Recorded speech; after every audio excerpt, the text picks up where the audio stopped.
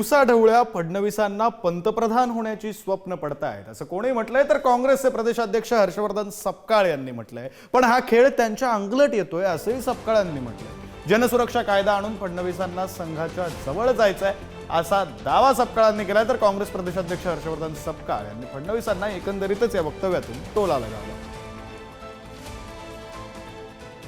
यांना अलीकडच्या काळात स्वप्न पडायला लागली आहेत।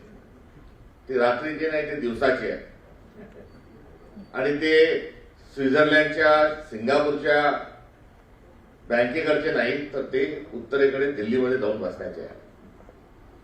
त्यामुळे दिवसा ढवळ्या जर पंतप्रधान होण्याचे स्वप्न पडायला लागले तर माणूस काय काय करतो हे देवेंद्र फडणवीसांचा आचार, विचार, व्यवहार आणि उच्चार यावरून त्यांचा एकंदरीत या अशा वागण्याचा संदर्भ आपल्या ध्यानात येईल।